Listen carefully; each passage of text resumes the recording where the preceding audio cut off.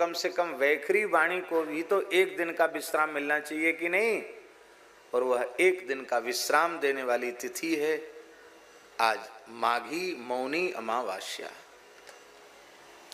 मौनी अमावास्या को भी जो भी शुभ कर्म किया जाता है वह अक्षय हो जाता है। सर्वम भवति चाक्षयम। माघी अमावस्या को जो कुछ जप करो, तप करो, दान करो, पुण्य करो, जो कुछ करो, सर्वम भवति चाक्षयम, सब कुछ अक्षय हो जाता है।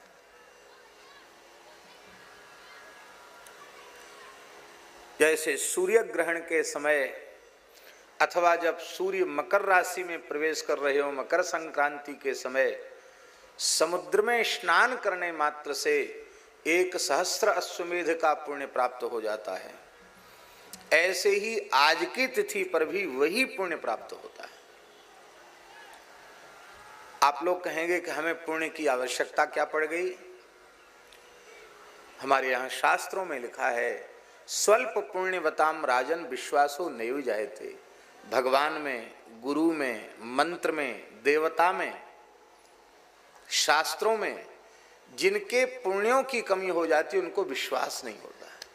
पुण्य जितने बढ़ते चले जाएंगे विश्वास उतना ही दृढ़ होता चला जाएगा, और विश्वास जितना दृढ़ होगा श्रद्धा उतनी ही बलवती होगी, अथवा श्रद्धा जितनी बलवती होगी विश्वास उतना ही दृढ़ होगा।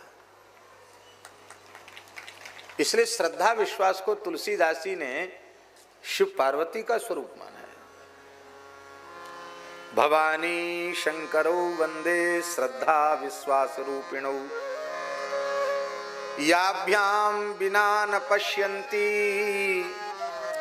सिद्धा स्वांतस्थमीश्वरम। एक बड़ी अच्छी बात सेठ श्री जयदयाल गोयनका जी के एक पत्र में सुनने को मिली।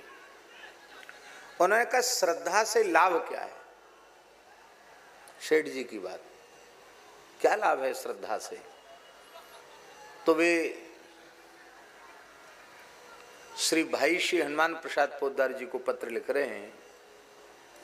तो श्रद्धा के बारे में उन्होंने बड़ी अच्छी बात कही। क्या इतनी प्यारी बात लगी, कई बातें इतनी अच्छी लगती हैं कि क्या कहना। उन्होंने कहा श्रद्धा का सबसे बड़ा शुभ परिणाम साधक को जो मिलता है वो यह मिलता है कि श्रद्धावान की दोष दृष्टि नहीं रहती।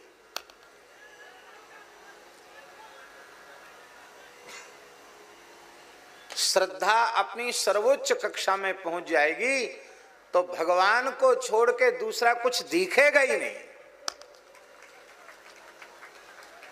भगवान के अलावा कुछ है ही नहीं। जहां कहीं हमारी श्रद्धा उत्पन्न हो जाएगी वहां दोष नहीं दिखेगा। सेठ जी लिखते हैं, दोष का अनुभव होगा तो समझ लेना कि श्रद्धा समाप्त है, श्रद्धा उत्पन्न ही नहीं हुई।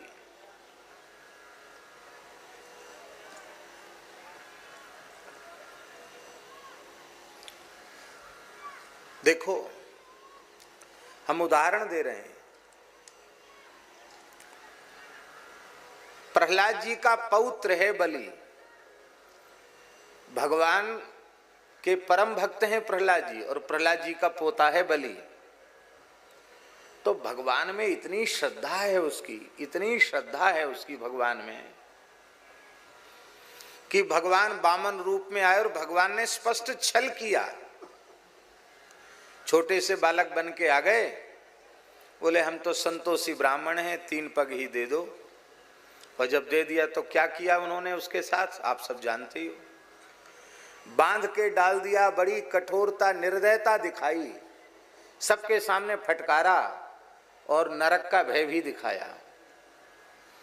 ऐसा व्यवहार किसी के भी साथ आप करें, आपका खास बेटा ही क्यों ना हो, मुंह नहीं देखेगा।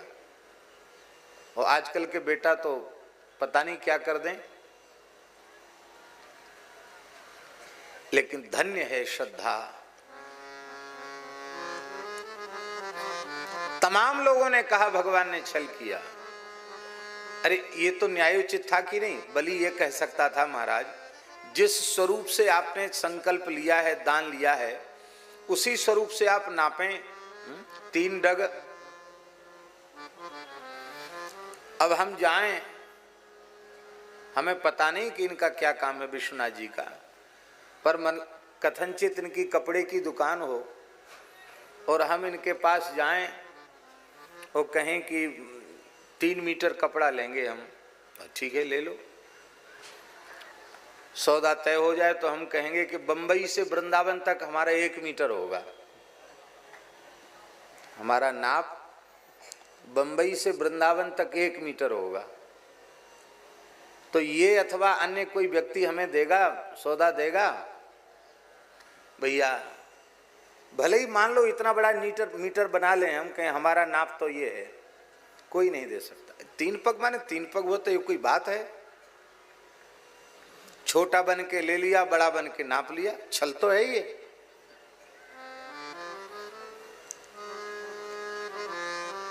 पर भगवान ने छल किया, भगवान ने दुर्व्यवहार किया, कठोर व्यवहार किया, लेकिन एक बार भी बलि के मन में यह नहीं आया कि प्रभु मेरे साथ छल कर रहे हैं, मेरे साथ अन्याय कर रहे हैं। बलि निरंतर भगवान की कृपा का अनुभव करते हुए एकदम भाव में डूब गया।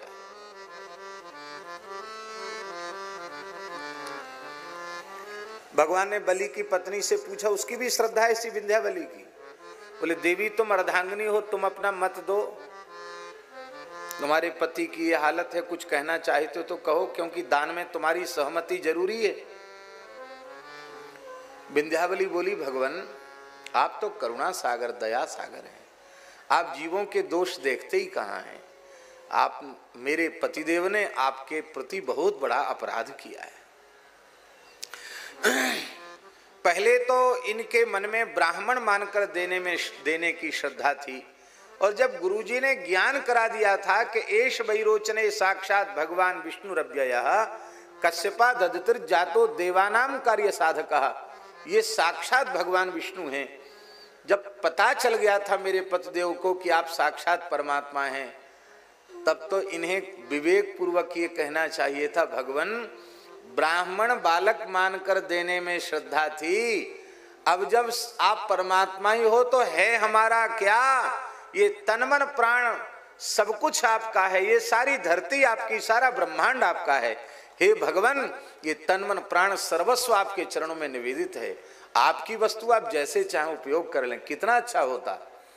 लेकिन देखो तो सही कितना बड़ा अपराधी है मेरा पति, के अनंत कोटि ब्रह्मांड नायक सर्वेश्वर परात्पर परब्रह्म लक्ष्मी रमण को इसने भिक्षुक मान लिया और स्वयं झूठ मूठ का दाता बन बैठा।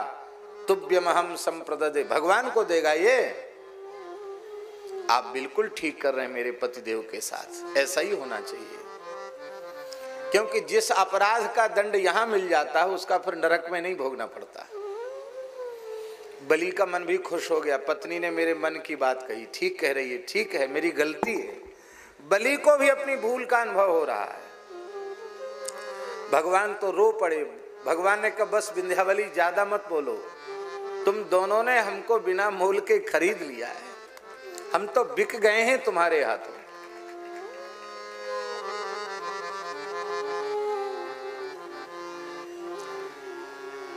जो भी हमारे श्रद्धेय हैं, गौ ब्राह्मण संत माता पिता अतिथि सद्गुरु, उनमें यदि हमें किसी भी प्रकार से दोष का दर्शन होता है तो ये बात पक्की समझ लो कि अभी श्रद्धा उत्पन्न ही नहीं हुई। तो श्रद्धा की सबसे बड़ी शुभ परिणति यह है कि श्रद्धा दोष रहित अंतःकरण बना देती है, दोष रहित दृष्टि प्रदान करती है श्रद्धा। इसलिए कथाएं सुनी जाती हैं, इसलिए महिमा सुनी जाती है। अच्छा एक बात बताओ, हम एकदम तटस्थ होकर बोल रहे हैं,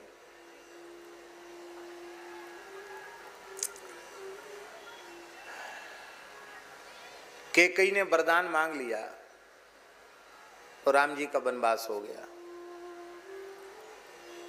दशरथ जी रोए, बड़े दुखी हुए और उनके प्राण भी चले गए। राम राम कही राम कही राम राम कही राम, तनु परिहरि रघुवर विरह राव गयो सुरधाम। बंदऊ अवध भुआल सत्य प्रेम जहि राम पद, बिछुरत दीन दयाल प्रिय तनु तृण इव परिहरेऊ। पर आज के दृष्टिकोण से हम विचार कर रहे हैं,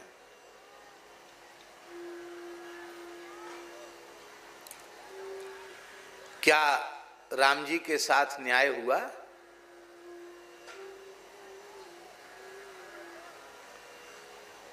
भगवान नहीं, एक व्यवहारिक बात पूछ रहे हैं, क्या न्याय हुआ राम जी के साथ?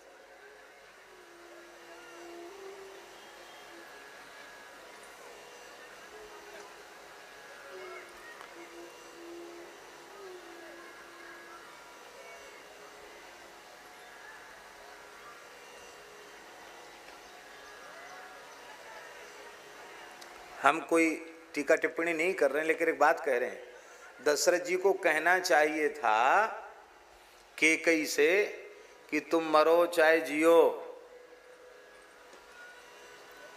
बिना किसी अपराध के राम को हम वनवास नहीं दे सकते, और कुछ भी मांग लो नहीं मिलेगा, सब मिलेगा, ये नहीं दिया जा सकता है, नहीं देंगे। तुम अकेली हमारी महारानी थोड़ी हो, कौशल्या मेरी महारानी नहीं है, सुमित्रा नहीं है, ये प्रजा हमारी नहीं है।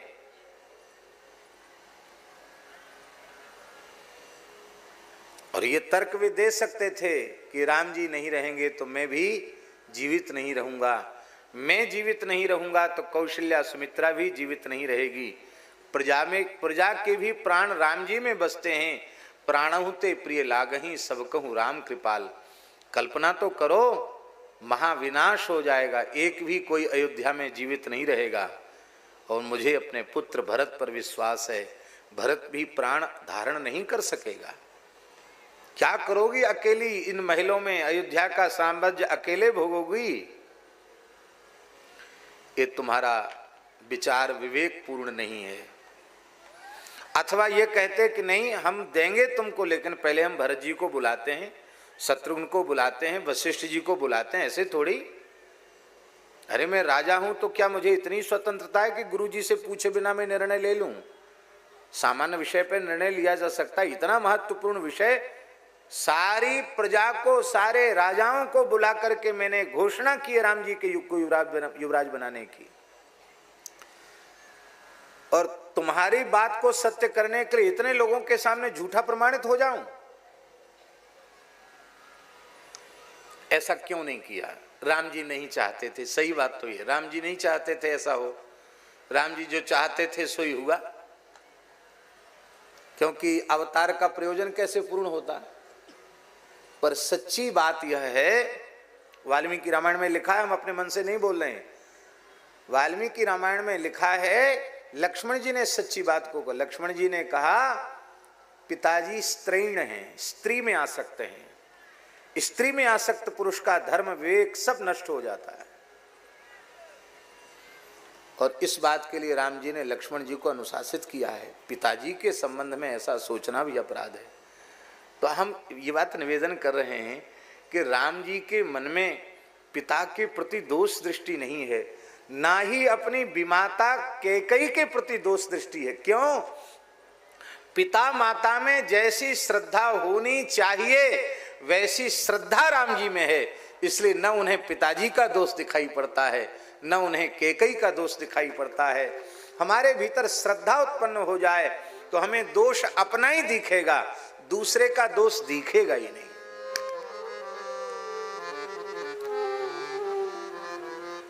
जब तक अपने दोष नहीं दिखते तब तक दोष भीतर रहते हैं।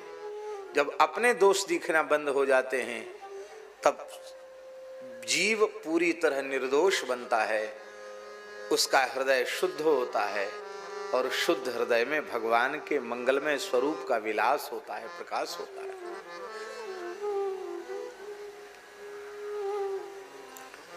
श्रद्धा हमें दोष रहित दृष्टि प्रदान करती है। ये इतना ही वाक्य आज मिला, पर उसी की व्याख्या, उसी की चर्चा हम कर रहे हैं। सेठ जी ने कहा श्रद्धा इसलिए आवश्यक है कि श्रद्धा हमें दोष रहित दृष्टि प्रदान करती है।